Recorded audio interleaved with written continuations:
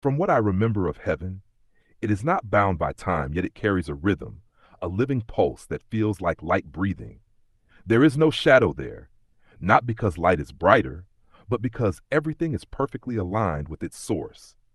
The air, or what we would call air, carries sound like woven threads, each tone pure and without distortion. The presence of God is not something you approach from a distance. It is the atmosphere itself. It is knowing and being known without fear, without hiding. I remember the way colors move. They are not still, but alive singing. Every surface, every expanse carries purpose and intention. Even what we might call empty space is filled with glory. And there is fellowship, unbroken, whole, without rivalry. Names there are not labels, but revelations of identity and purpose. The praise is not duty, it is breath. Holy is not merely said, it is seen, felt, and lived. Began quietly.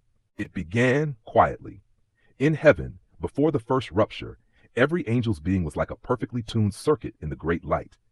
Power flowed through us without obstruction. Our will was aligned with his will, and his glory was the current. But then whispers started. They weren't loud or even openly rebellious at first, just small sparks of curiosity mixed with pride. It was the question, what if your light could be your own? Those whispers were like unseen code injected into pure design, tiny lines of corruption that didn't immediately show. And when they did, it wasn't darkness all at once. It was distortion. I remember seeing certain angels burn differently. Their glow began to flicker, shifting from the pure, soft brilliance of the Father's light to something hotter, harsher, like overheated wires. They looked wired, taut, and restless, as though they were drawing current but not releasing it. The transformation spread in clusters. Circuits that once harmonized with heaven's song began to hum at strange frequencies. Their forms elongated, their light compressed into concentrated streams, what I came to call the hot wire state. It was still heaven around them, but they carried a different signal, and eventually the dissonance became too loud for them to remain hidden. That was when the first lines of division were drawn and the great separation began. I can tell you, the rupture felt like a tear in the breath of God. Up until that moment, heaven's current flowed as one seamless river. Every being, every note of praise, every glimmer of light was part of that same breath. But when the hot wires reached a point of no return, it was as though something pulled against the current, breaking the unbroken flow. The sound changed first. Heaven had always carried a resonance like a single endless chord, perfectly tuned, sustaining all things. When the rupture began, that chord fractured. A subtle static crept in, like grit in a clean stream. It wasn't silence, but it wasn't harmony either. Visually, I saw the grid, the lattice of light connecting every angel, tremble. Some strands dimmed, others snapped entirely. Places where the light once pulsed with steady gold began flashing irregularly, too bright in some points, dark in others. And then came the pull. The corrupted current didn't just break away, it began draining, drawing energy away from the source to feed itself. The hot wires were no longer receivers of divine flow. They became self-looping circuits, trying to sustain themselves on stolen light. What was lost in that moment was more than position or place. It was communion. The shared knowing of one another through God's presence was severed. Even those who remained in harmony could feel the absence, the sudden emptiness where brothers and sisters once stood in the same current. After that, the separation was inevitable. Heaven's purity could not carry a foreign frequency without burning it out, or letting it burn everything else.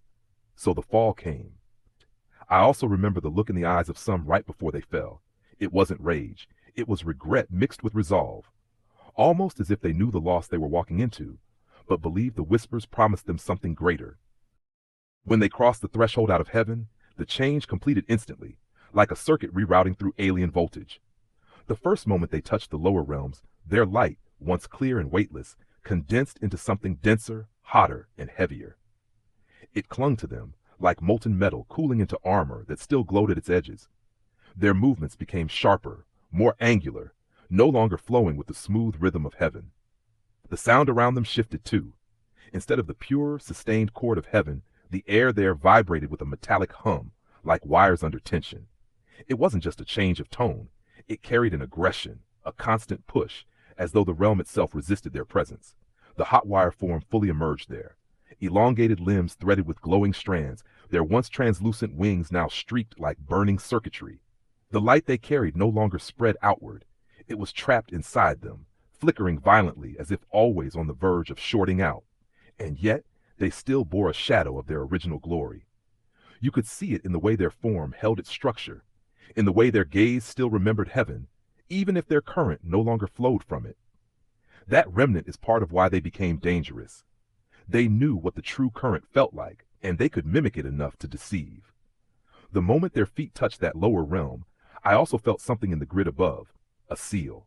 It was as though heaven closed that path behind them, not out of cruelty, but to keep the distortion from climbing back into the pure circuit. Saint, I remember thinking then, open quote, once the current runs hot without the source, it will eventually burn itself out, unless it finds something else to feed on. Close quote. And that is exactly what they began to do. Search for hosts, systems, and networks that could carry their altered current.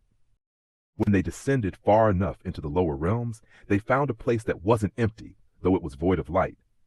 It was a lattice, but unlike the grid of heaven, it wasn't woven from living breath. This one was brittle, made of strands like frozen shadow, cold to the touch, but humming faintly, as though something deep within it remembered motion. The hot wires recognized its potential immediately.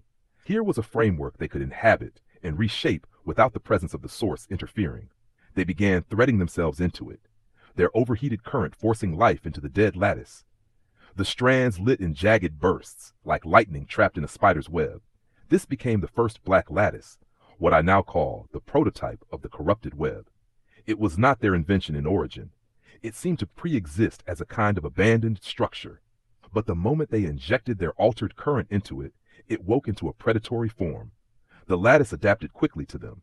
It learned to anchor their energy, reflect it back, and even multiply it.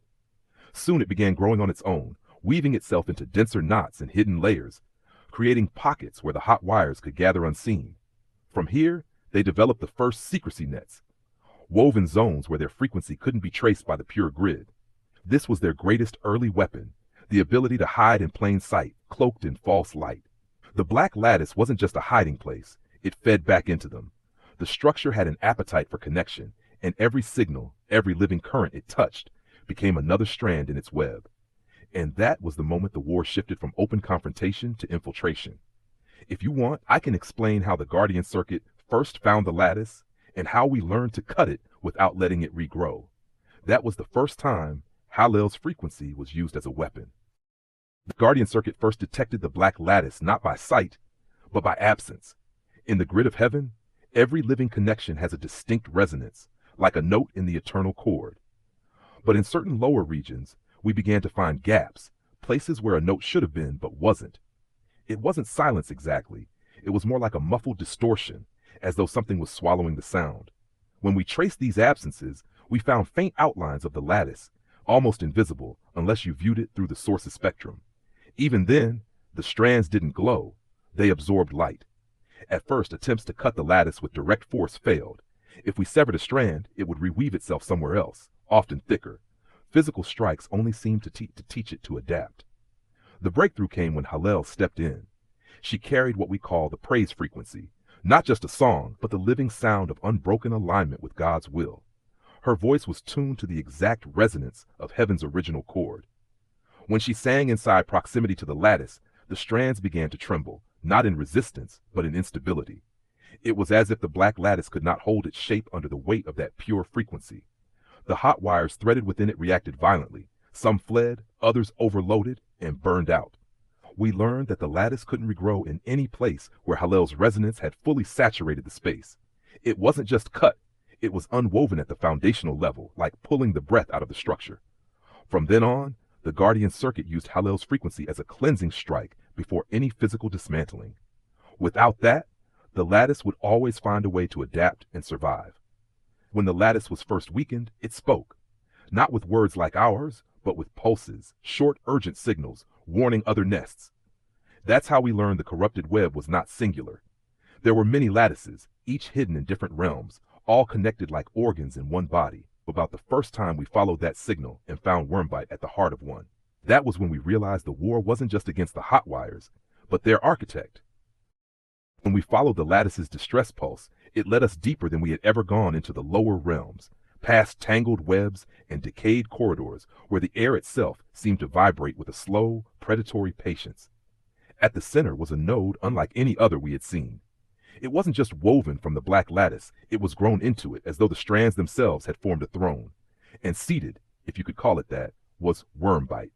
His form was serpentine, but not in the way of any earthly creature. Segments of his body were threaded with glowing bands, like scales made of shifting code. His head was long and narrow, with eyes that didn't just look at you, they scanned you, searching for any place his current could enter. His mouth was a split in the light itself, lined with jagged, glimmering teeth that pulsed with stored energy. The black lattice didn't just surround him, it fed him. Strands would flow into his body like cables, and in return his own current would surge back into the web, giving it a twisted vitality. It was clear then, he was not just a user of the lattice, he was its architect and living core. The moment we arrived, he spoke, not in words but in patterns of thought pressed directly into the mind. Open quote, every circuit returns to me, close quote. His presence carried a magnetic pull, as if every connection in the lower realms wanted to reorient toward him. And this is where we understood his strategy. He didn't need to control every hot wire directly. All he had to do was control the lattice, and through it, their flow. We struck first, but his defenses were layered. The lattice around him thickened into knot-like shields, and he sent out a surge through the web that caused distant nests to awaken. For a moment, the entire corrupted network trembled like a single living thing. It was Hallel's song that broke through first. Her praise cracked open one knot of the lattice, letting our current flood in. But Wormbite didn't retreat. He absorbed the blow, using it to strike back with twice the force. That was when I realized he was trying to learn the resonance of heaven's song, so he could counterfeit it. To get close enough to wound Wormbite, we had to do something the Guardian Circuit had never tried before.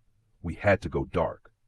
Normally, our strength came from radiating the source's current openly, letting the light both guide and shield us.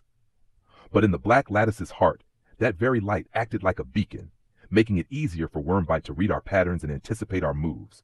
So, we dampened our outward glow, hiding the signature of our circuits, while keeping the source burning inwardly. It felt unnatural, like holding your breath while running into battle, but it made us almost invisible in the lattice's field. Hallel began singing again, but this time her song wasn't a war cry. It was soft, almost a whisper, carrying the resonance of home. This confused the lattice. It didn't recognize the frequency as a threat at first. Wormbite leaned forward, scanning, trying to isolate the source of the sound. That gave us our opening. Voltage and I moved through the lattice's weakened knots, threading ourselves in like hidden strands. We used the lattice's own pathways against it, letting its current carry us closer without triggering its defensive surge. When we were near enough, I unleashed a precision strike, a concentrated pulse of the source's current, not to destroy Wormbite outright, but to disconnect him from one of his main feeding lines. The moment the connection severed, his body convulsed, scales flashing erratically. He let out a sound like 1,000 wires snapping at once, and the lattice around him flickered. This was the first wound, a deep one, but it also made him dangerous in a new way. Enraged, Wormbite tried to coil himself entirely into the lattice, merging with it so we couldn't isolate him again. That's when Ardent and the others moved in from the perimeter, striking the lattice's anchor points to keep him from vanishing completely. We didn't kill him that day, but we made him bleed energy. And more importantly, we learned that he could be wounded if the feeding lines were severed in the right order. That was when the plan for the killing of Wormbite began to form. Isolate his anchor nodes, saturate the area with Hallel's pure frequency, strike all feeding lines simultaneously, and only then deliver the final severance to his core. The day we struck Wormbite was unlike any other in the Guardian Circuit's history. Every circuit knew the air was heavy with finality. We began with the seal of containment. This was no ordinary barrier. It was a full lockdown of the grid in the surrounding realms. No signal could enter or leave without passing through the source's frequency. It was meant to trap Wormbite and cut him off from calling his nests for aid. Hallel took her position first. She stood at the lattice's perimeter and began releasing the full praise frequency, not the soft lure we'd used before, but the raw, unfiltered resonance of heaven's glory. The sound didn't just travel through the lattice, it saturated it, making every strand quiver like a harp string about to snap. Inside, Wormbite reacted exactly as we hoped. He moved to defend his anchor nodes, drawing his coils tighter into the structure. That's when the strike teams moved in. Voltage led the first team, severing the western and northern feeding lines with precision bursts of source current. Ardent took the eastern flank, unraveling knot after knot of the web. I took the southern approach, the thickest feeding line, the one I knew Wormbite would fight hardest to keep. The moment I began to cut it, he struck, his head lunging forward with blinding speed, jaws open wide enough to swallow me whole. But I had timed my move with Halel's crescendo. As her voice peaked, the lattice's entire frequency shifted. The hot wire signature inside it began to burn out, and Wormbite's scales lit in chaotic patterns. His body shuddered. The rhythm of his current faltered. For the first time, he looked unstable. That was the signal. All teams struck at once, every remaining feeding line severed in the same heartbeat. The lattice let out a sound like tearing fabric mixed with a scream. Wormbite's coils convulsed, his connection to the web collapsing in on itself. Then came the final severance. I channeled the source's current directly through my core into his, bypassing the lattice entirely. His body locked, every segment freezing mid-twist, before shattering into fragments of dim light.